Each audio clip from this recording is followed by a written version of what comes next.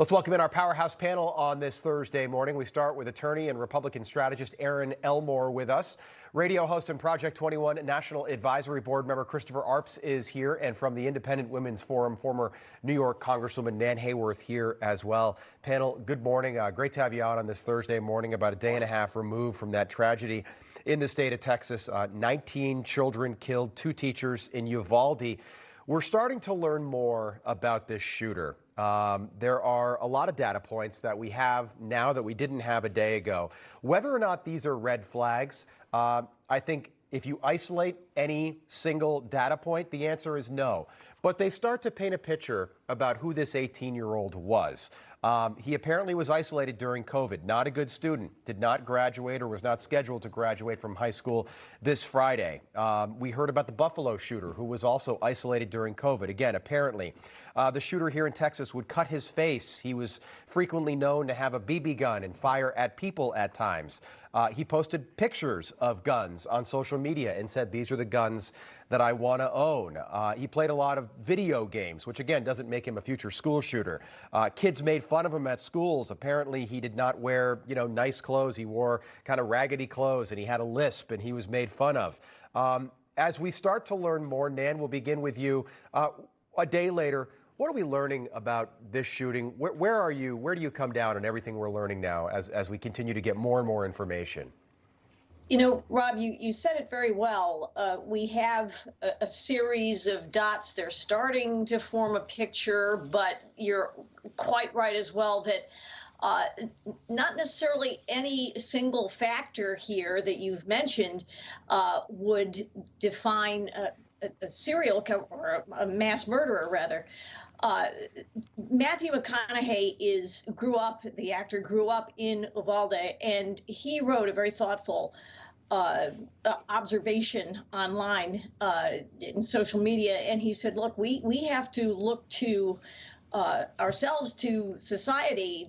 The way that we try to thwart these events is by it's the kind of deep caring that will really mentor kids whom we know are isolated, who are troubled, try to connect those dots. But, all the influences you mentioned, the social media influence, the fact that kids were isolated during COVID, this young man had a chaotic family situation.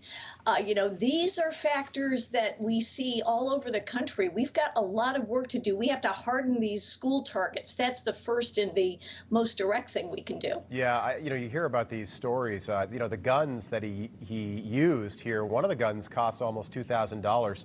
We know that this shooter worked at Wendy's, but by no means seemingly had the money to afford something like that. There are just a lot of questions. Aaron, good morning. Great to have you back on. Do we need to completely rethink how we go about securing schools? I mean, gun-free school zones are part of the problem here. Since we've had those laws initiated, I believe, in the 90s, we've seen a total influx in these kind of shootings.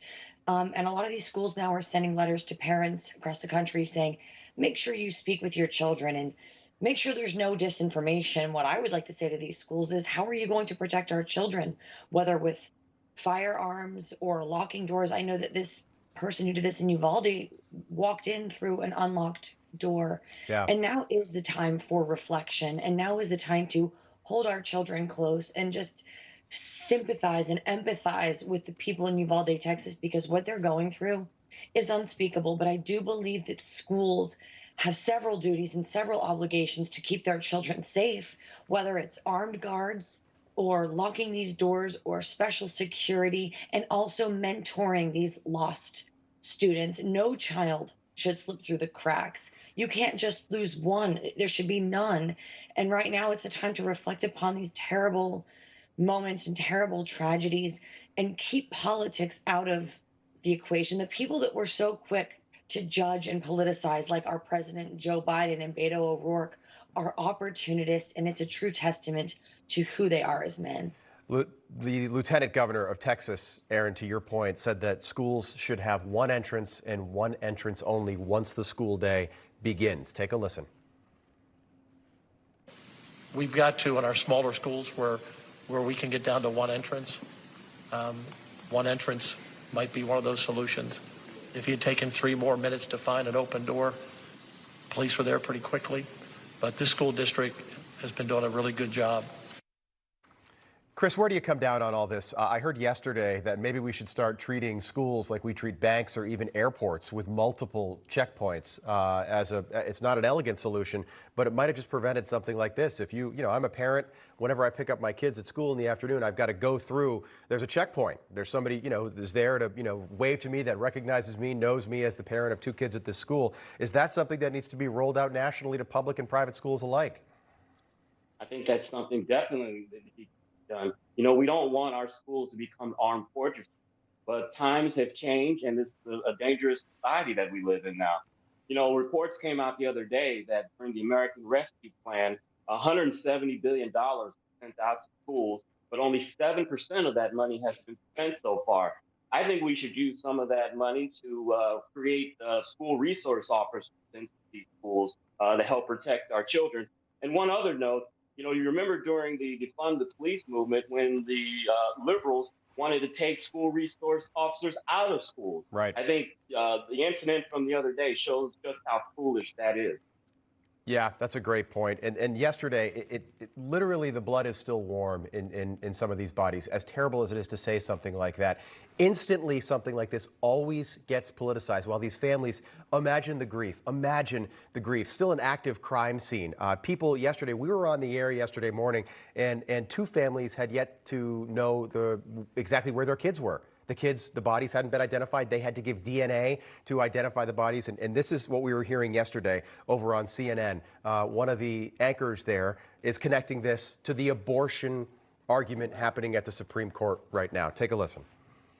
We've all seen how quickly and creatively Texas, your local legislature, can act when it wants to, say, protect the unborn embryo. Why not act with that alacrity to protect living, breathing 10-year-olds in this school behind me? Use that same blueprint that you used for your abortion law. As it relates to innocent unborn life in the womb, is because we have this thing called the Constitution. Aaron, your reaction to that? Wow. I mean, it's troubling and sad when families are just looking for their children. This crime scene was so austere and terrifying that the parents couldn't even identify their children by looking at them. Imagine that as a mother. I can't even imagine. Yet you have the talking heads at CNN and MSNBC, and you see people on social media pushing for gun control or comparing this to abortion or taking a moment to get ratings or gain political points.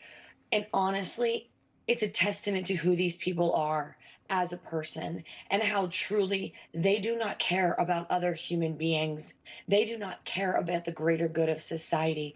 They care about politics and optics. And I hope that they will be judged sharply and swiftly and severely, whether it's in ratings or in re-elections, because the American people and the grieving parents and the sympathetic and empathetic parents across the country deserve better. Great point. This is sick, and it shows you how unwell people are and how opportunistic they are, and not in a good way. Yeah, and how do you protect against this kind of evil like this, Nan?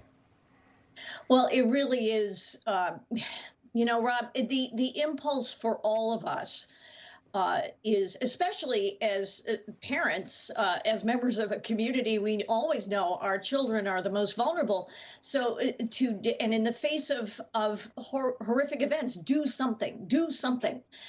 The something that we can, I think, all agree on is that we can do more to protect these children. Schools are particularly conducive to safety measures that really should transcend politics. And these are the things we should be talking about, and many folks are. School resource officers who are armed and ready to act. Single entry points with checkpoints, as you said, Rob. And even 20 years ago in my children's elementary school, there was only one door you could get through, and you had to check in as a parent. These are things that we can start doing today, and they don't have to be talked about with bitterness or vituperation toward either political party. And this is, I think, where we need to concentrate as we Great points, Nan. we send our hearts to these kids. These, again, they're not elegant solutions, but think about pre-9/11, post-9/11. People still complain about going through security at airports, but this is what we had to do in a post-9/11 world, and everyone just kind of deals with it. Is that an elegant solution or a catch-all to prevent all future school shootings? Probably not, but maybe it's a start, and maybe it's a start that both sides of the aisle politically can get behind. Yesterday, Michael Moore is on TV saying we need to have a moratorium on gun sales for a set amount of time in this country. That sort of extremism is not going to happen. It's not going to work that way. Not just on the right side of the aisle, but also look at Joe Manchin. All right, he wants to look at reasonable legislation. He's a Democrat from West Virginia. Panel, we've got a lot more to talk about this morning. Nan, I know you were there in Congress after Sandy Hook in 2012. I want to get your take on what happened to that legislation. Again, a lot more to talk about. Stick with us. We'll see you right after the break. Nan Hayworth and Aaron Elmore and Chris Arps, thank you.